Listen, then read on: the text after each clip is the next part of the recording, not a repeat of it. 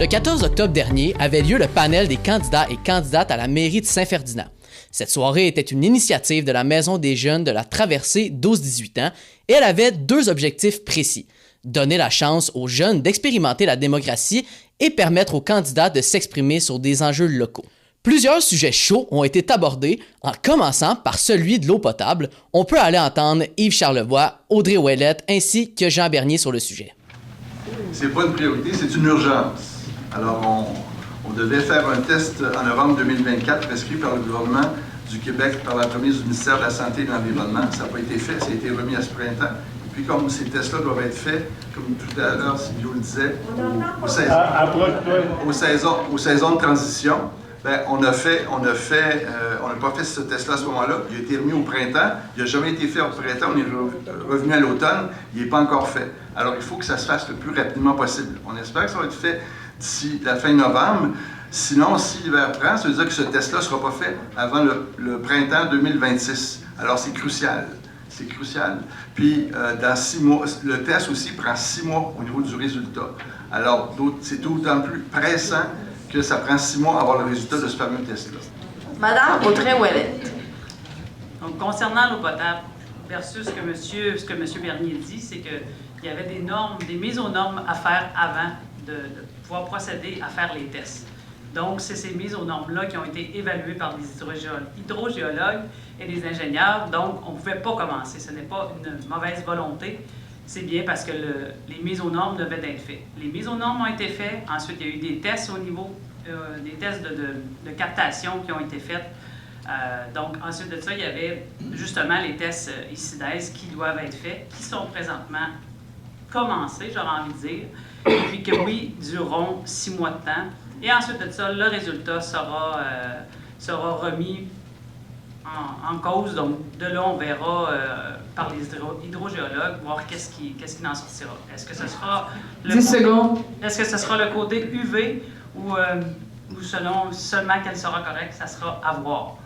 Monsieur Yves Charlevoix. Bon, je vais être un peu cassé de party, là. L'eau potable qui est déversée dans le réseau d'aqueduc du village, elle est potable. C'est vérifié tous les matins.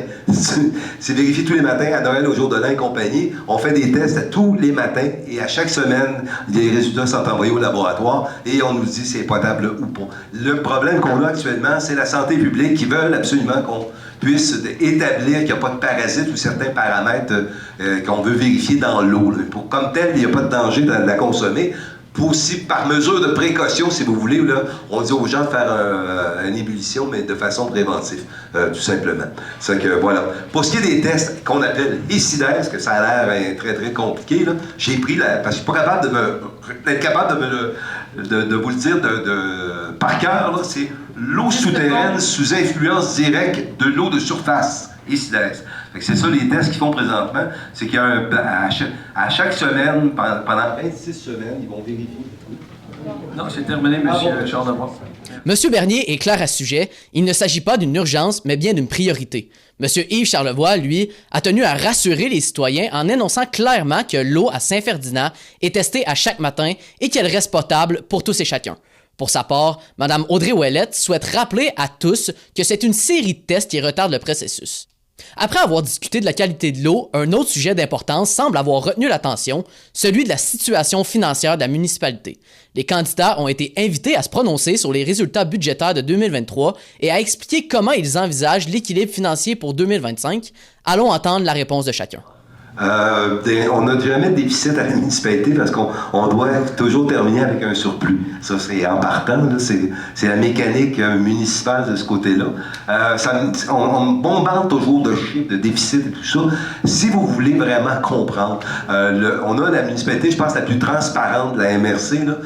Vous avez l'état des revenus et dépenses à chaque mois. Vous avez de l'outil qui est disponible sur le site Internet. Vous avez également, à tous les 6 mois, on a encore record de ce côté-là. Ça fait que si ça vous tente de voir là, ce qu'il y a en retour des chiffres de la municipalité, là, c'est les bravo. Monsieur Jean Bernier. Au niveau de l'état des revenus et dépenses, clairement, on a fait un déficit en 2023. On en a fait encore un autre en 2024 suite d'une écriture comptable qui a été renversée au mois d'août, qui a été annoncée par le maire Charlevoix lui-même lors d'une assemblée du conseil. Et puis, basé sur ce qui s'est passé durant les deux dernières années, probablement qu'on va aller vers un autre déficit en 2025 de la façon dont le budget est basé actuellement, de la façon dont le budget est bâti, c'est-à-dire actuellement. Madame Audrey Ouellette. Ça ne représente pas de déficit. C'est lorsqu'il y a des investissements qui sont faits, ils doivent être calculés et de là, ils doivent être indiqués. Donc, pour certains, le chiffre va apparaître en moins, mais lorsque la subvention rentre ensuite de ça, c'est là que le surplus revient à la suite. M. Charlebois a tenu à souligner qu'il n'y a jamais de déficit dans les finances municipales, car la loi oblige à terminer chaque trimestre avec un surplus. M. Bernier est clair, selon lui, il y a bel et bien eu un déficit en 2023 et en 2024. Il affirme même que si la manière dont le budget est construit présentement reste le même, il y aura déficit en 2025. Mme Ouellette maintient sa position. Les investissements majeurs apparaissent en surface comme des dépenses, mais précise que les montants perçus comme des déficits le sont qu'en apparence.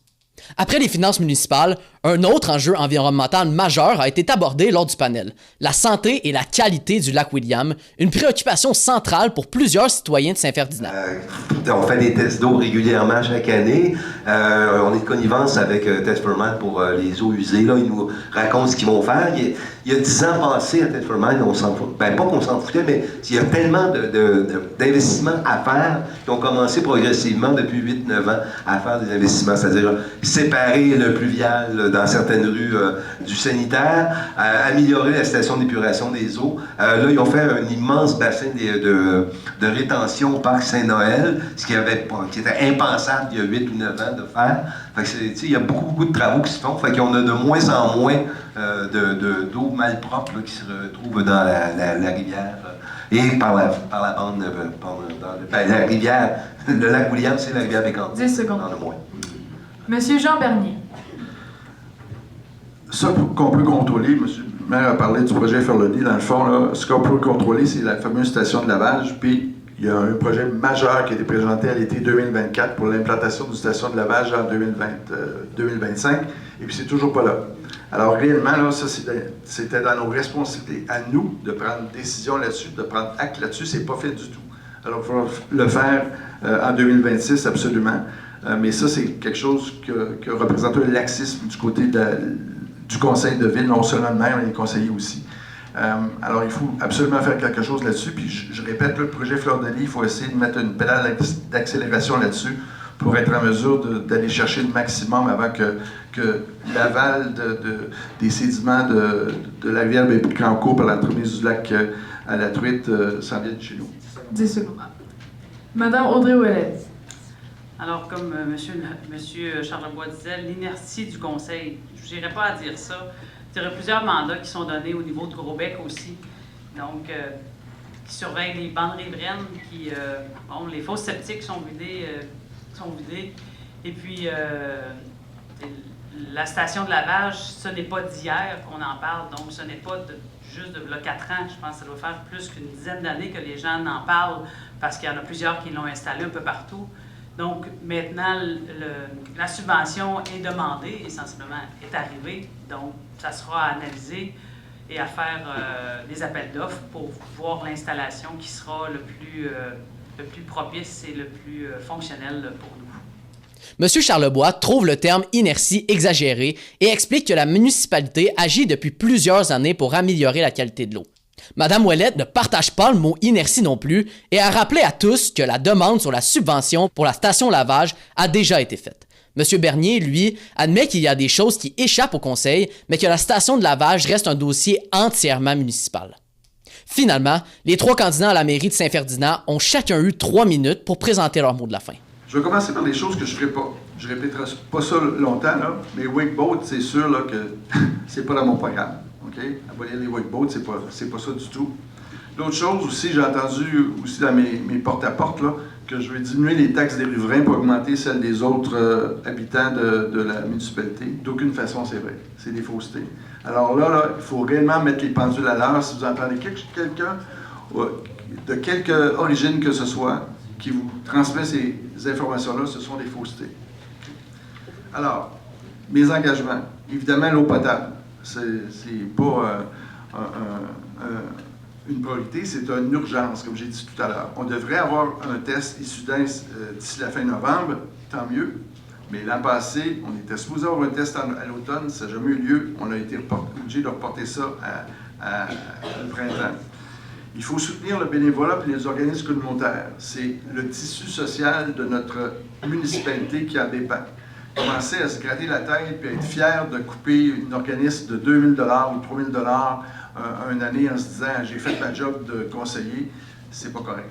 C'est pas correct parce que les gens qui dépendent de ça le font à leurs frais, dépensent des heures, investissent des heures pour le bien commun de la communauté. C'est important de les supporter.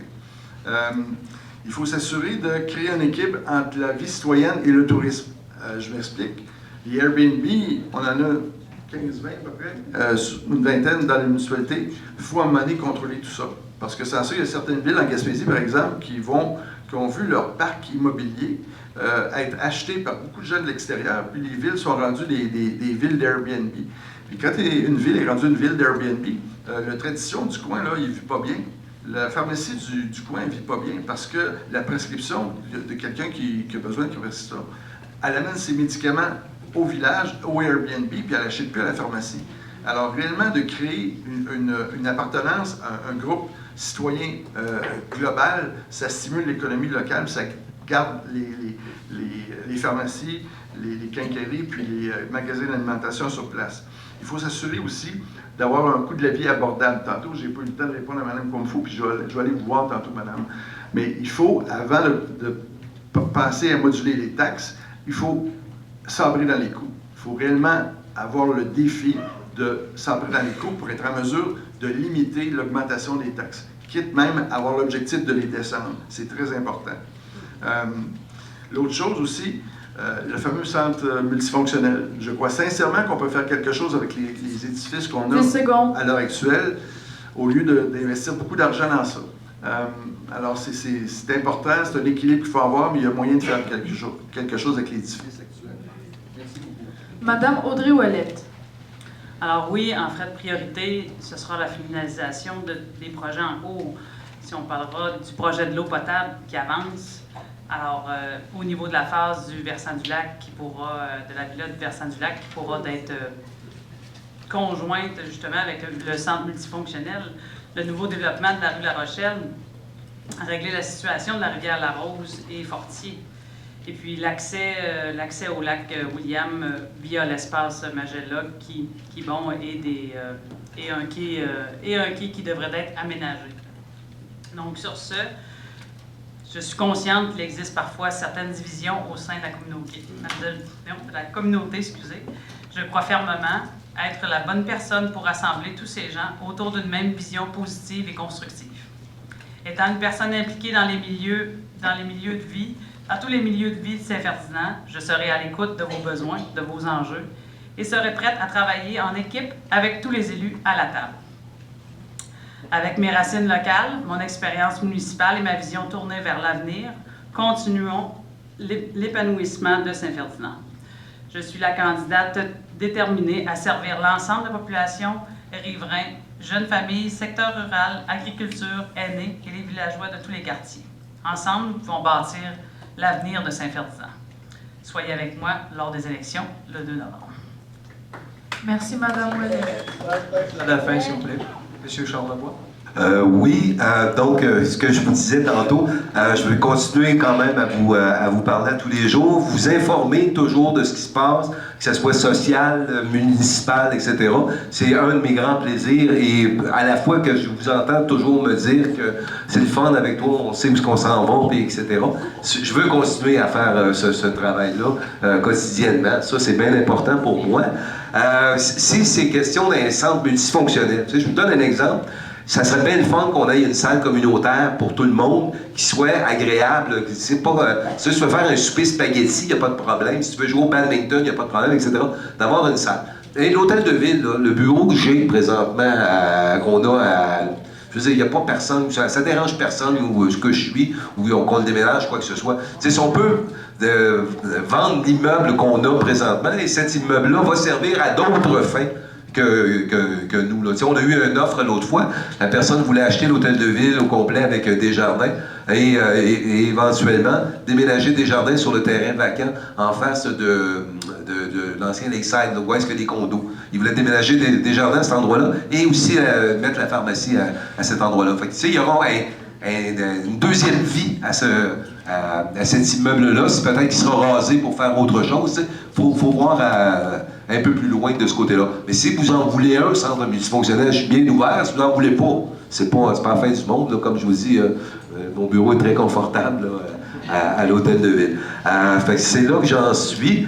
J'espère d'avoir l'honneur de vous représenter à nouveau à compter du 2 novembre prochain. Fait que la décision vous revient. Je vous remercie infiniment, puis merci au Manoir de nous avoir si bien reçus ce soir. Il est possible de rattraper le panel sur notre site internet à tvca.org et le 2 novembre prochain, n'oubliez pas d'exercer votre droit et d'aller voter. Merci d'avoir été parmi nous. C'était Jacob Kenville à la TVCA.